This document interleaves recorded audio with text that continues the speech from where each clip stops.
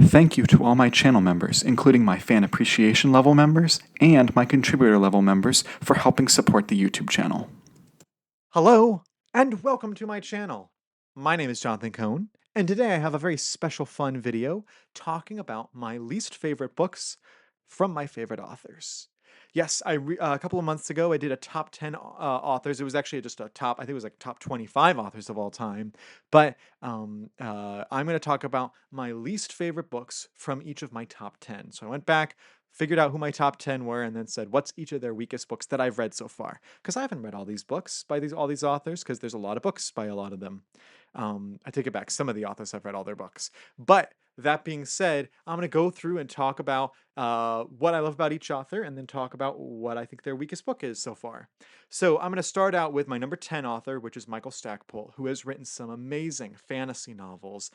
His fantasy standalones like Talion Revenant, Once a Hero, and Eyes of Silver are just brilliant fantasy standalones. And then he wrote some amazing Star Wars novels. All of his Star Wars novels I enjoy.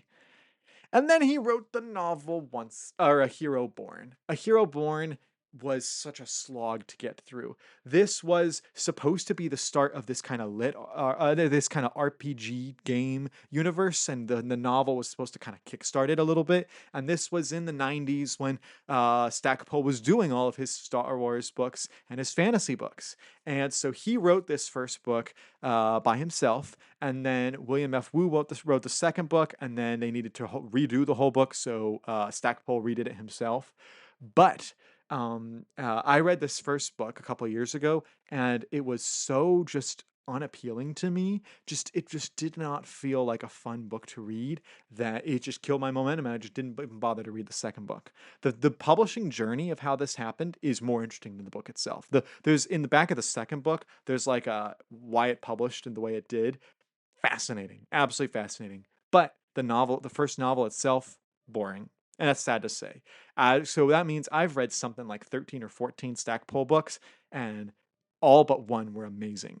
And so it's really sad that he just had that one stinker. My number 9 author was Robert Jordan, and I think the weakest book I've read from him is New Spring. Now, I'm a big Wheel of Time fan. It's like one of my favorite fantasy series of all time. I'm one of the rare people who loved it from beginning to end, including the slog. Including the slog, which I get it's slower than the other parts, but I loved it all. My favorite books are for the last 4. I love the last 4 books. But it's still, and also The Shadow Rising, but it's still just an amazing series through and through. Really enjoy, I won't say love, I really enjoy every book in the series. And I haven't done a reread yet, but I would love to one day. But there's one book by him that just didn't work, and that was New Spring, the novel. I get what he was trying to do with it, and I understand the place it has for the fandom, but just for me, it was so unappealing. I felt it was unnecessary, and I felt that it kind of dampened the value that it actually brought. It should have made the series better by enhancing the backstory, and instead it kind of put a sour taste in my mouth. The best part about this book is the cover, which is a pretty awesome cover. Also, I think the cover is supposed to be a reference to Eye of the World, but I love this cover, but not the book. The book was not good. So my number 8 author was Ben Bova, and I've actually enjoyed every Ben Bova book I've read, so that's an impressive accomplishment. But they've not all been amazing, and I think his weakest book is Return to Mars. This is the middle book in the Mars trilogy. I think the first and third books are top tier science fiction for me. But this book, it made a lot of decisions. He made a lot of decisions that just didn't work for me. I thought that the stuff with the main character's marriage was just really badly written, and I thought that the story itself was too much of a retread of the first book. And I thought the first book did it better, that story, and then I thought the third book went its own direction and was amazing. Although, funnily enough, I have another friend who's read the Mars trilogy, and this is his favorite, so that's weird. And again, I'm not saying it's a bad book. I actually enjoyed it. I think I gave it like a 7 out of 10. It's just compared to the other books, which are like 9s or 9.5s, this is this is not that. So yeah, I enjoyed the book, but it's definitely the weakest Ben Bova book, and I've read about 10 so far from him. So he's a great author when I've read like 10 books of his, and the weakest one so far is like a 7. Another favorite author, my 7th favorite author, is Dave Wolverton / David Farland. He had one name for fantasy, one name for sci-fi, and I couldn't cheat and include one of each. That'd be cheating. So I thought about what's my least favorite from him. Well, I love the first four Rune Lords books, and books 6, 7, and 8 of the Rune Lords are very, very good. And then I thought, is the fifth book of the Rune Lords his weakest novel? Because I also loved his science fiction series, the Golden Queen trilogy. Really great stuff. He has a way of writing fantasy and sci-fi that's just appealing to me. But he has one novel that is far and away worse than all the others. And it's so sad for me to say it because it is from my favorite franchise. And that is his Star Wars novel, The Courtship of Princess Leia. There's a nicer cover that I have over on the shelves. I'm not going to grab it. But The Courtship of Princess Leia should have been such a great book. And instead, it was so disappointing. I don't think it's, the worst book or anything in Star Wars, but it's a disappointment for Dave Wolverton when he's such a favorite author of mine for his fantasy and sci-fi, and then he turns in a subpar Star Wars novel. So yeah, that's really sad. This book is a standalone, and it's set right before the original Thrawn trilogy, like a year before. And if you're if you're looking for a quick read, this isn't too long, but it's not particularly good. So that was kind of sad. So that's my seventh favorite author. For my sixth favorite author is Terry Brooks, who has written so many books. He has written like 30 plus books in the Shannara series. He's written the Star Wars Phantom Menace novelization. He wrote the Hook novelization. He wrote the Magic Kingdom of Landover. And he's had some amazing books, some mediocre books, and he's written some stinkers. And I almost put the Hook novelization on here. I almost did.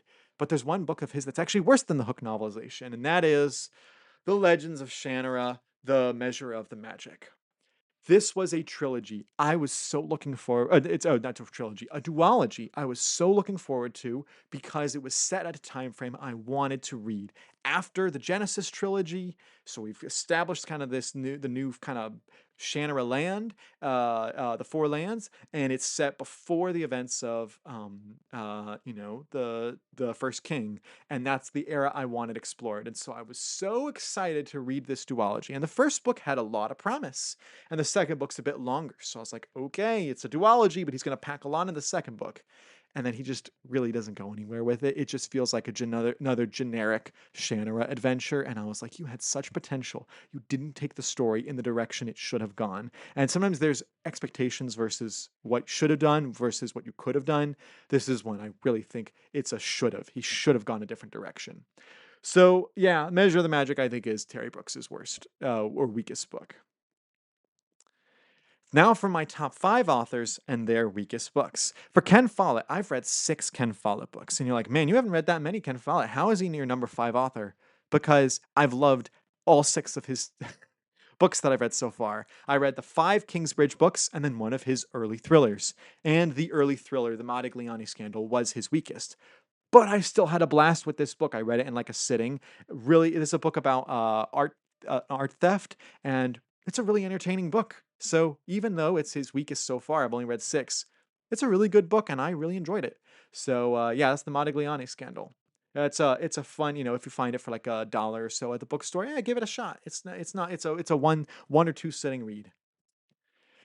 My number 4 favorite author is John Grisham, and I've loved so many of John Grisham's books. He's such a great author. But he has one book that I was just like, why did you have to write that? And that was Bleachers. Bleachers, it's almost a novella because it's, what is it? Like it's 200 pages with huge font. So it is basically like a novella. And this book has no plot. It really, really has barely any plot. It's paper thin. And the story is just so boring. It's just characters kind of meandering around at a funeral for their old football coach. And it's supposed to be this deep book about, how the coach had such a positive and negative effect on all his players, on where they all went in life. And instead, it's just like, all right, tell a story. You tell a thriller. Tell something that's engaging. Don't give me this sad sack of a book. So that's the one real stinker of his. He's had some mediocre books and some all-timer books for me. I love John Grisham books. But this is the one book I'm like, yeah, you could have done better. My number 3 favorite author is John Jackson Miller. And he's actually one of the authors on the list, I think probably the only author on the list, that I have read his entire bibliography in terms of all of his novels, because he's written about a dozen, and I'm a huge fan of his. I'm trying to get there with some of the other authors on the list. But I've read all his books, and I've liked all his books. I've loved most of his books. But there's one book that when it came out, I loved it, and every single year it drops in my estimation. I'm like, maybe I don't like that as much. And that is Star Trek Discovery, The Enterprise War. Now, some of you who are Enterprise or Discovery haters, like myself, might be tempted to just hate the book because it's Discovery. And I would say don't do that, because he also wrote Die Standing, which is still an amazing book, which is also in the Discovery series. In fact, they made an Emperor Giorgio movie. I wish they had just adapted his novel, because his novel there was excellent. This book is supposed to tell, like, where was the Enterprise during season 1 of Discovery, during the whole Klingon War? Why weren't they involved in the Klingon War? And it's a very forgettable story, sadly. And I remember having fun and the characters kind of fitting in and feeling right, but this book's not amazing. It's just fine. But John Jackson Miller's other books are amazing. My number 2 favorite author is Timothy Zahn. My number 2 favorite author is Mr. Timothy Zahn, and I've loved so many of his books. He's such a great writer. I've read a lot of his books. I've read probably around 30 something of his books now, maybe even 40 something. He's written a lot. I'm still not all the way there yet, but there was one book of his that was just like, that's not your best, Tim. I've read better from you, and that would be Spinneret. One of his old, like, 1980s books. This book, he actually tried to deal with some political themes, which were really interesting, but the plot was just so boring. And I'm like, man, I know you, even in this era, he could write, even in the 80s, he could write great stuff, because the Cobra trilogy is fantastic. But Spinneret, not so much. So yeah, this book was just, I didn't like it. And I still have a lot more Timothy Zahn books, so it's entirely possible this will be supplanted. Same with all these books. There is always the chance that I'll keep reading these authors and find a worse book. But so far, this is what I have. The last author I'm going to talk about is my favorite author of all time, which is Mr. Brandon Sanderson. I have loved every book of his that I've read, which I've read like 25, except for one. Except for one. I've loved all of his books except for one. Some of his books are literally my all-time. Like, my number 1 favorite novel is Elantris. My number 3 favorite novel of all time is Warbreaker. Sandwiched in between there is Kenobi by John Jackson Miller, who I already talked about. But my number 1 favorite, my number 3 favorite are from Mr. Brandon Sanderson. And I love so many of his other series, like the Mistborn series and the Stormlight Archive, are so good. And then he had to go and write The Sunlit Man. And it was just such a weird book, such a weird subgenre for this Cosmere. And then it was kind of confusing, because it's set way later after the events of the Stormlight Archive, but was released before Stormlight 5 came out. So it was very confusing. And then I read Stormlight 5 and I was like, oh, I guess that makes sense. I would highly recommend everyone read Stormlight 5 before this, because I think it'll work better for you. And even knowing that, it still was just kind of a disappointment of a book. And I thought the other secret projects were much better. I even loved Frugal Wizard's Handbook, but this one was a disappointment and I didn't like it. And it's the first time I've said that about a Sanderson book. Hopefully that will not be a trend. So those are my least favorite books from my favorite authors. And hopefully in the comments you can let me know what would be on your list. What are your least favorite books from your favorite authors? And until next time, I'm Jonathan, and thank you for watching.